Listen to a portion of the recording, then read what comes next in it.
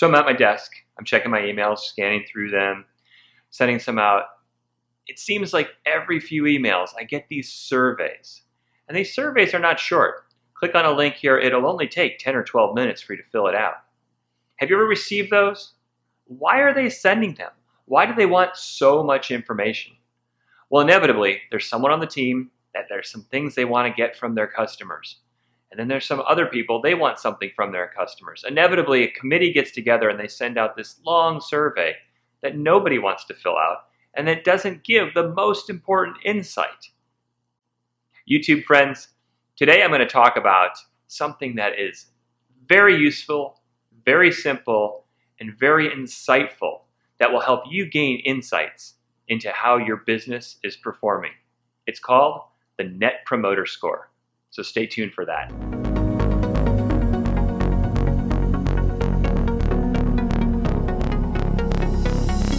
When an organization surveys you, they tend to get too much information, which what does that do? It turns you off, it turns you away, and you don't even fill it out.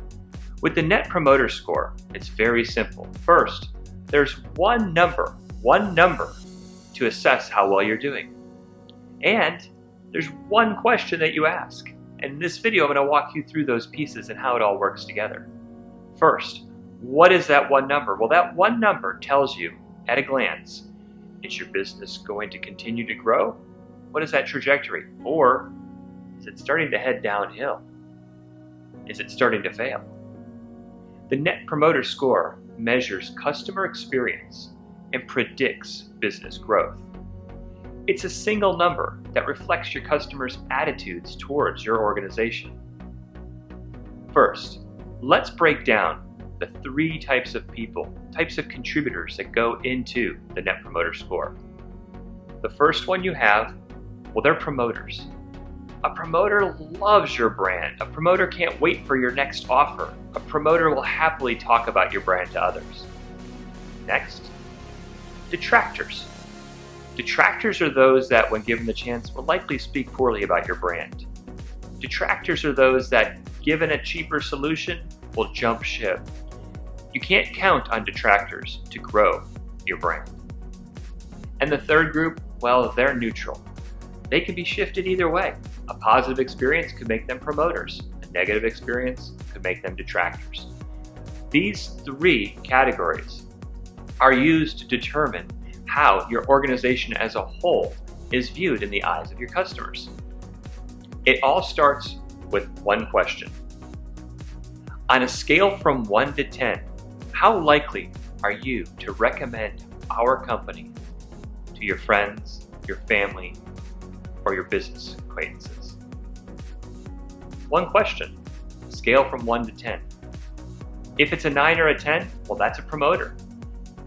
If it's a 7 or 8, that's neutral. And if it's 0 through 6, that's a detractor. So now I have all this data. I have this survey. I'm taking it continually. And each time I get some more data, I can calculate a new Net Promoter Score. Well, how do I do that? How do I calculate it?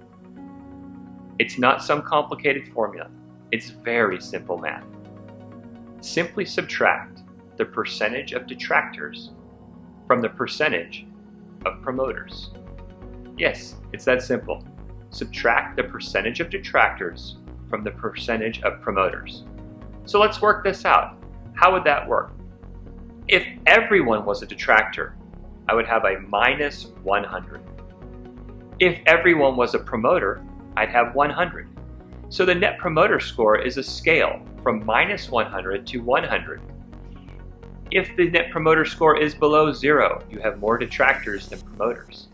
If the Net Promoter Score is above 0, you have more promoters than detractors. So say we're trying to manage our organization with the Net Promoter Score. For example, we have the Net Promoter Score on our dashboard that we're reviewing continually. What does that look like for our business? We know it should be greater than 0, it will be less than 100, but what's an appropriate number? For a services business that has long-term clients, that's clients that are paying them every month for different services, that's going to be a higher number. For our company, we target a score of 60. Our current score is 89, so we're doing very well for our target. For a business that has a higher churn or is producing what would be considered more of a commodity product, where people jump for pricing reasons, well, that Net Promoter Score can be really good and yet be very low. An example would be an internet service provider. That's a commoditized service, and people will jump for very little reason. Because of that, if I have an internet service provider, I'm going to look for a Net Promoter Score of around 4, 5, or 6. If I'm getting those numbers, I have more promoters than detractors and I'm doing pretty well. Each industry has an ideal range for the Net Promoter Score. In the show notes, I've included a link to a download where you can go and see what is ideal for your organization. Just take a look there. Now here's what you need to do. For your organization, use the Net Promoter Score as a way to predict its trajectory. Are things going up? Or are things starting to bump downward? And review that as a standard part of your dashboard on a regular basis. And when you get detractors, have a quality assurance organization in place that can follow up with the detractors and make their experience better. I think you'll find that implementing the Net Promoter Score in your organization is really not that complicated, but yet it provides a huge amount of insight that you can use later. I hope this is helpful. I look forward to talking to you on the next video. Oh, by the way, this channel is made from subscribers and likes. So if you like what you saw, click the like button. If you'd like to see more, click subscribe and the bell next to it.